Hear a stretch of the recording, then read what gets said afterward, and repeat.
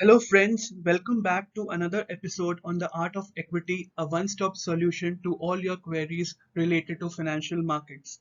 Today, we will discuss about a new IPO that is coming this week, which is CAMS. So, in this video, I will discuss with you what is CAMS, what does it do, what is the businesses that it is into, what is the revenue model, what are the growth opportunities, what is the competitive advantage that the business has, and about the financials and the valuation. So let's start.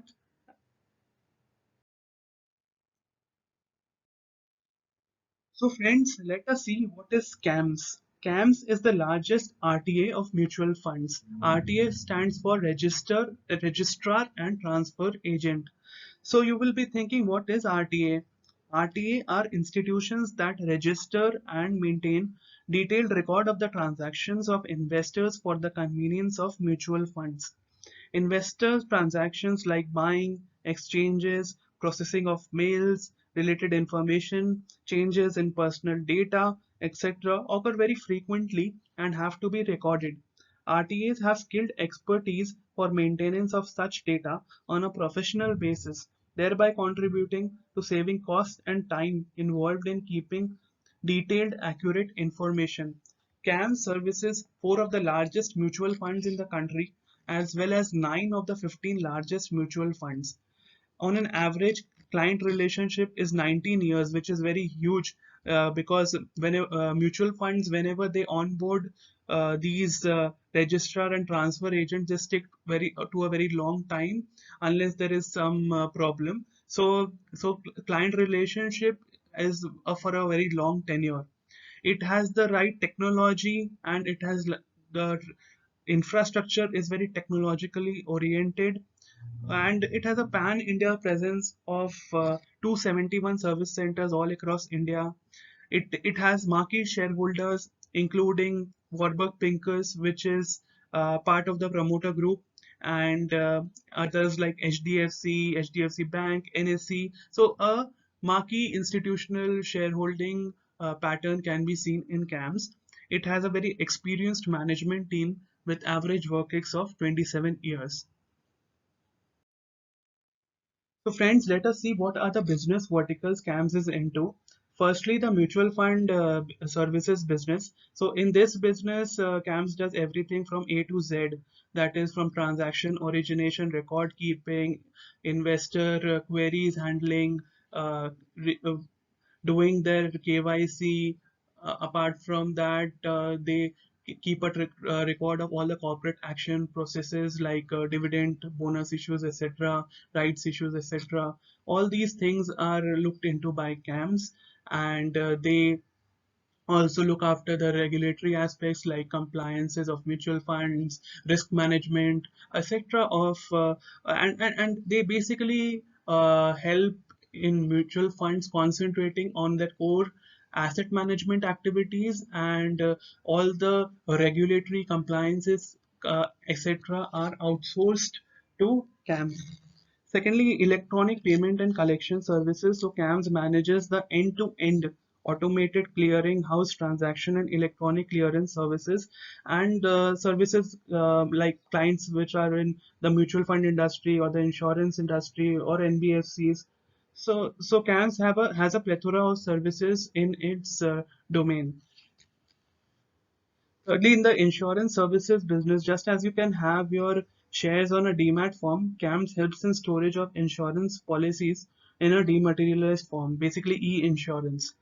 So fourthly, AIF. So AIF basically alternative investment fund services business. In this, they do the accounting, reporting, and all the bookkeeping activities of mutual funds.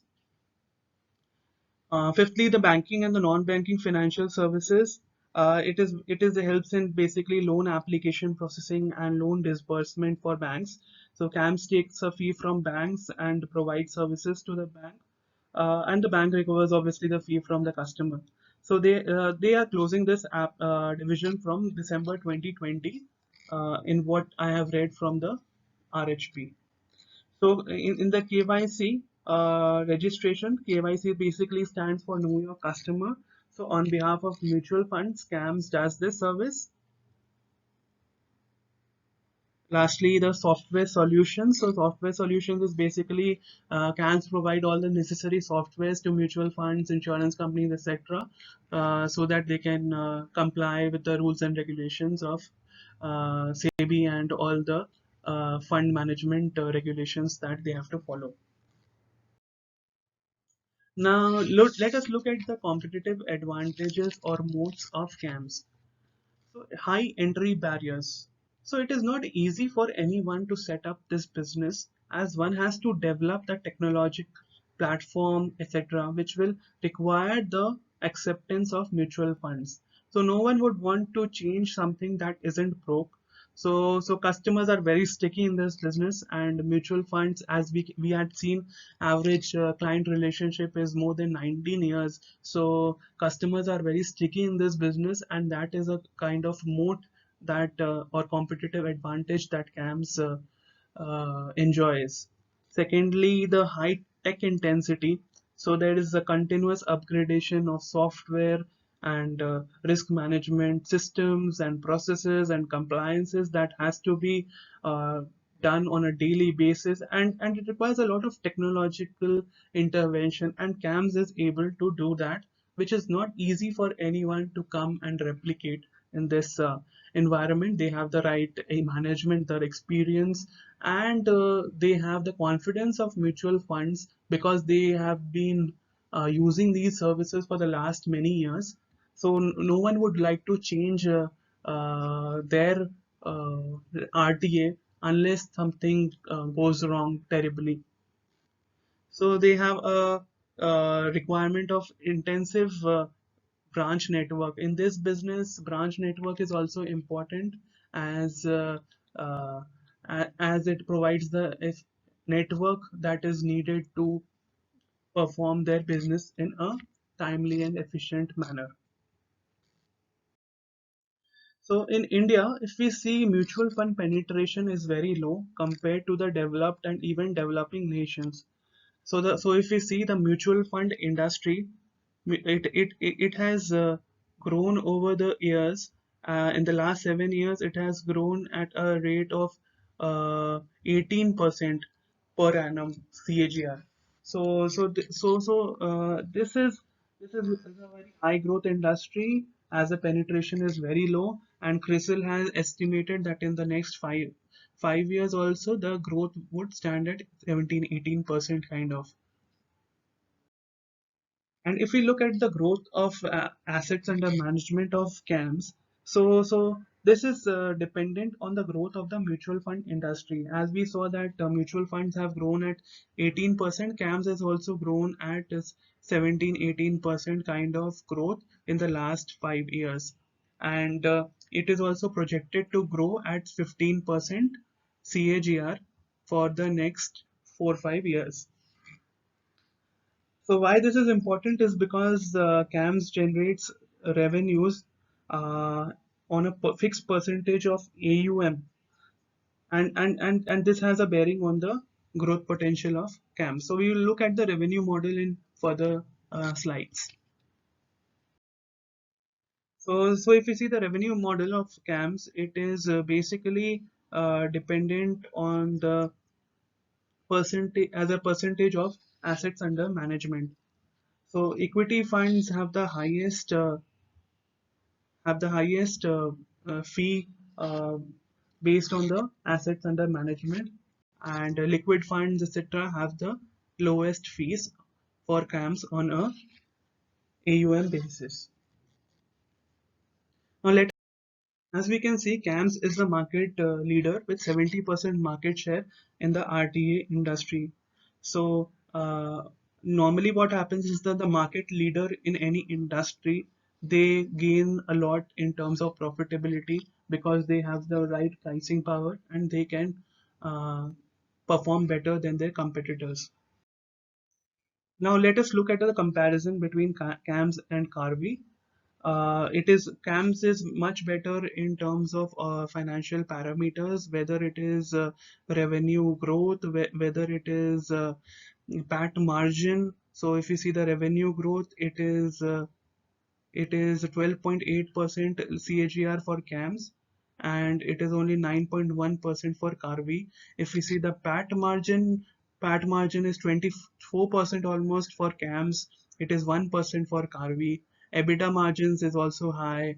The ROE of the business, ROE is very important parameter that one should track. So ROE for CAMS is 34%, and for Carvey it is only 3%.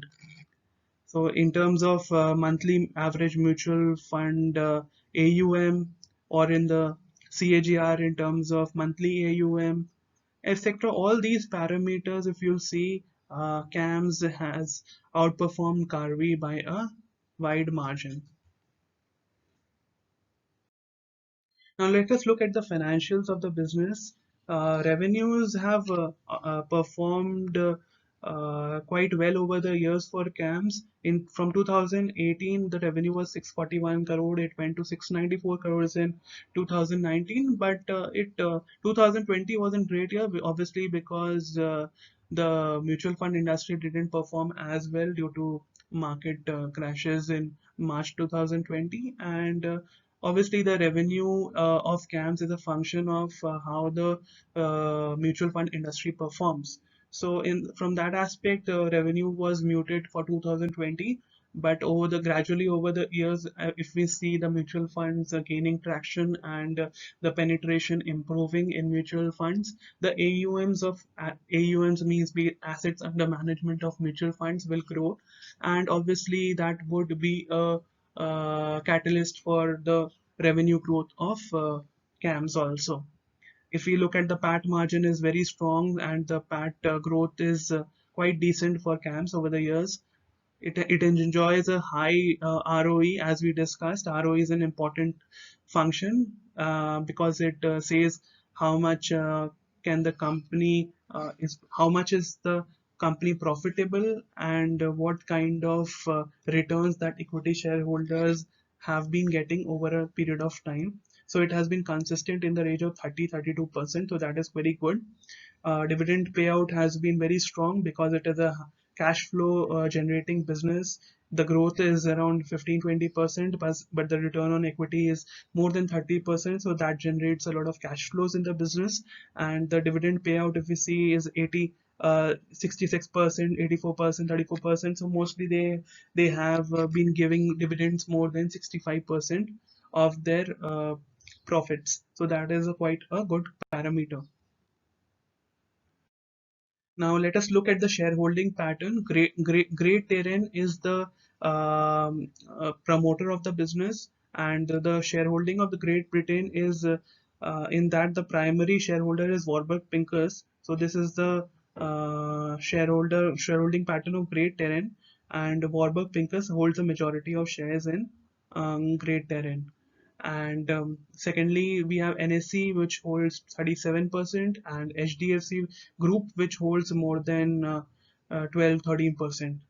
So these are the primary shareholders. Now in this issue, and this is an offer for sale, and NSE is selling out their 37% in this issue.